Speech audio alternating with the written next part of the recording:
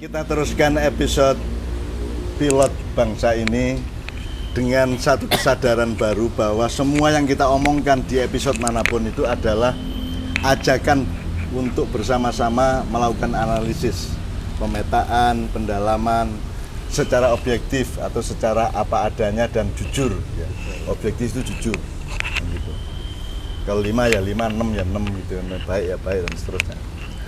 Bukan untuk menghakimi, jadi ini tidak ada episode di mana kita menghakimi siapa-siapa, tidak ada menuduh siapa-siapa, apalagi menuduh dengan menista, apalagi menuding dengan membuli dan seterusnya, tidak ada. Kita semua belajar menganalisis apa adanya, karena kita semua adalah pembelajar. Karena menurut Islam, orang itu belajar dari kandungan ibu sampai ke liang lahat. Jadi sekarang ini adalah pembelajaran bersama. Nah, gini Bang, kita kembali ke pasal-pasal awal tentang 10%. Kalau Allah sendiri ngomong 20 dari 200, itu bisa 20 bisa mengalahkan 200. 100 bisa mengalahkan 1000. Sekarang Indonesia ini yang jumlah penduduknya itu sekitar 270 juta naik sampai 300 gitu ya. Berarti NU itu bisa memperbaiki Indonesia. Sangat bisa. NU itu potensial, Nahdlatul Ulama itu potensial untuk kita serai Indonesia sebenarnya. Asalkan mereka memenuhi syarat apa yang disebut Tuhan tadi, sabar, dan sabar kan elaborasinya juga macam-macam.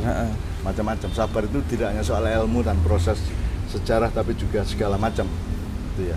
Dan definisi mengenai kafir tadi, orang yang tidak mengerti tadi. Jadi berarti NU harus menjadi orang yang paling mengerti Indonesia. NU harus menjadi kelompok 10%. Kan 30 jutaan NU lebih kan, mungkin ya kan berarti 10% dari rakyat ya, Indonesia 10%. Berarti NU punya potensi untuk menjadi pemimpin Indonesia, untuk memperbaiki Indonesia kan, itu untuk mengalahkan yang lain, bukan mengalahkan untuk menghinakan, tapi mengalahkan untuk memimpin dan untuk untuk menampung, untuk memengertikan. Jadi maka NU harus menjadi contoh soal dari kelompok yang paling mengerti Indonesia, paling mengerti nasionalisme, paling mengerti bedanya tanah air dengan negara, dengan bangsa, dengan idiom-idiom lain.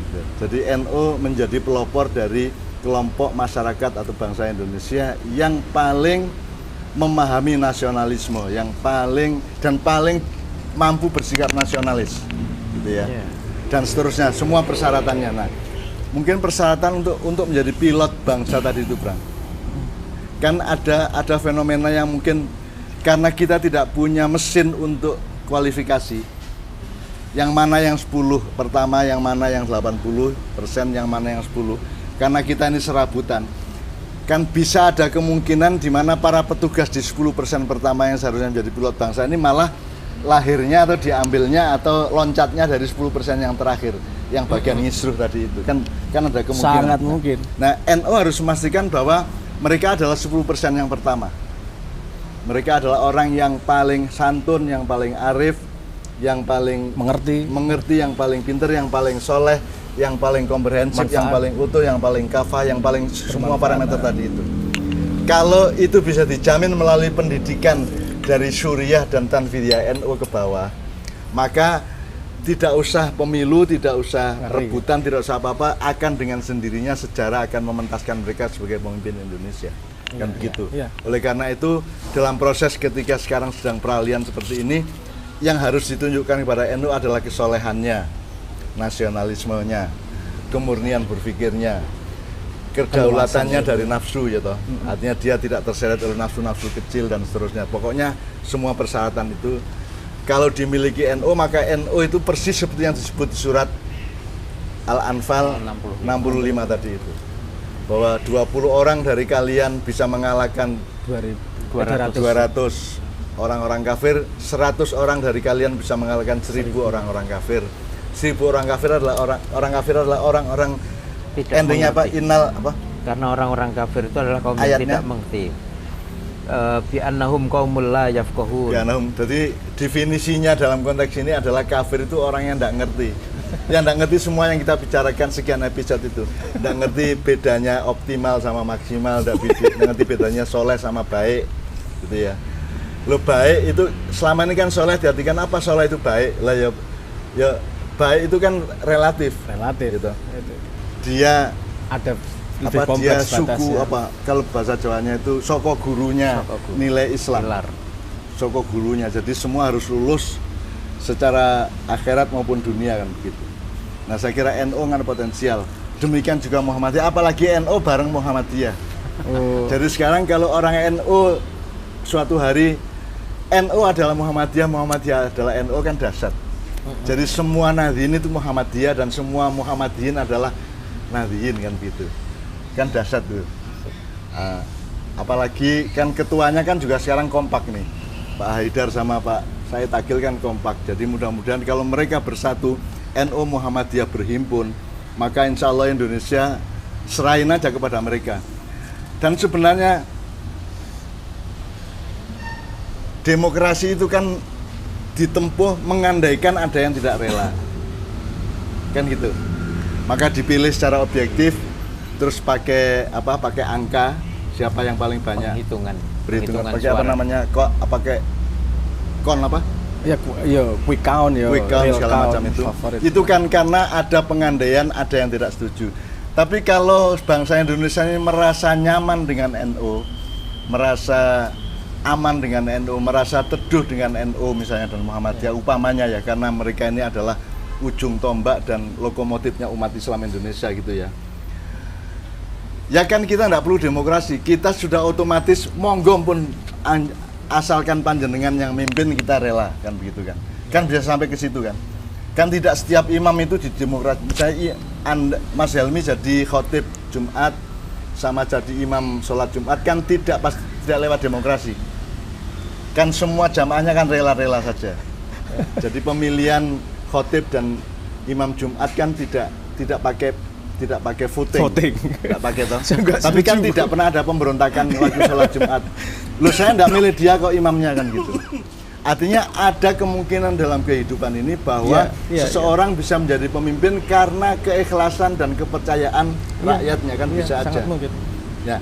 Kenapa harus ada pemilihan, harus ada demokrasi, harus ada pilkada, harus ada pilpres? Karena kita tidak punya mekanisme interaksi yang membuat mayoritas orang rela kepada seseorang. Karena tidak ada mekanisme untuk membuat seseorang itu bisa dipercaya. Baik karena tidak ada metodenya untuk mempercayai satu orang, maupun karena tidak ada orang yang memang bisa dipercaya oleh orang banyak kan begitu. Kan gitu. Indonesia itu ada yang unik dari ngomong demokrasi yang lain ya. Yeah. Kita ada melalui proses yang namanya musyawarah untuk mufakat gitu. Yeah. Jadi ada sebelum voting ya kalau bisa musyawarah untuk mufakat, yang kita harapkan kan bahwa untuk bisa mufakat dalam musyawarah sangat penting kesadaran optimal itu. Bukan kesadaran maksimal, karena setiap pasti akan melakukan kompromi nih yang musyawarah semua untuk menemukan kebaikan bersama, bukan kebenaran menurutku aja. Itu menurut saya potensi luar biasa dari Indonesia yang belum dimiliki oleh yang lain. Kalau yang musyawarah adalah orang-orang yang memang dewasa, yang memiliki kesadaran optimal, memiliki pengetahuan yang cukup, memiliki empati yang itu, kita sangat bisa punya tipe demokrasi yang sangat berbeda dengan yang sebelumnya. Nggak usah ribut-ribut terlalu. Ributnya kita bukan siapa pemimpinnya, ributnya mana prioritas dulu yang dibangun. Kan itu lebih ganteng gue. Ya. Pendidikan dulu atau kesehatan dulu atau pangan dulu, yang primer yang mana, itu menurut saya perdebatan yang lebih asik daripada perdebatan siapa ketokohan. Apalagi siapa ini akhirnya kan kembali ke watak primordialisme. Iya. Dia orang dari ormas saya atau bukan kan? Politik gitu. identitas jadinya. Iya, jadi politik identitas. Jadi akhirnya administratif, tidak kualitatif. Nah, kelemahan bangsa Indonesia dan juga bangsa-bangsa di dunia meskipun berbeda-beda kadarnya adalah karena kita ini hidup sangat administratif, kan gitu. Jadi demokrasi itu administrasi di mana sekian orang memilih siapa, sekian orang yang lain memilih siapa. Jadi sangat administratif. Demikian juga kadang-kadang, nah maka NU harus menerobos itu. Karena NU ini kita andalkan untuk di masa depan itu bisa memimpin menjadi 10% yang disebut Allah di Al-Anfal ayat 65 itu, maka kita mendorong NU dan mengharapkan NU dan husnudzon kepada NU agar bisa memulai dari dirinya sendiri. Misalnya ada desa yang mayoritas NU, itu mekanismenya sudah bukan lagi seperti Pilkades selama ini mekanisme sudah urusan kepercayaan, urusan manfaat, urusan kesolehan. Ya. Nah, kalau mayoritasnya NU kan yang dipilih yang paling soleh di antara mereka. Misalnya, Itu bisa jadi contoh kasus yang bisa dari desa itu nanti sampai kabupaten misalnya kan, sampai kabupaten kan mestinya kan kalau NU bisa memberi contoh bahwa bupati di sebuah kabupaten adalah orang yang paling soleh menurut pandangan NU yang mayoritas, kan berarti lebih ganteng tadi itu kan, lebih oke kan. Nah, selama ini kan mekanismenya dan lalu lintas dialektisnya kan tidak seperti itu. Lagi-lagi konsep demokrasi memang mencari optimal aja sih. Iya. Ya, bukan maksimal juga. Oke, sekarang kalau ngomong optimalitas dan maksimalitas NU ya, sebagai satu kelompok yang mendalami Islam dan memilih satu isme atau pandangannya. NU kan bisa memulai, Bang. Bisa memulai dari dirinya sendiri bahwa ketua NU adalah orang yang paling soleh bagi Nahdliyin. Dengan entah tidak usah pakai penelitian akademis sampai diri ya. Tapi pokoknya ada semacam pengetahuan bersama yang disepakati bersama, yang dimufakati tadi itu, sehingga seorang ketua itu betul-betul hasil dari pengetahuan para makmum ini, yang mengimamkan seseorang yang memang paling dipercayakan gitu. Nah, itu yang disebut musyawarah musyawarah untuk mufakat. Nah, lain masalah kalau musyawarahnya ini direkrut atau dimanipulasi oleh sekelompok kecil orang, meskipun hasilnya itu adalah mufakat, tetapi kan dia tidak berakar pada aspirasi Nahdliyin secara umum gitu. Nah, saya kira NU punya potensi besar.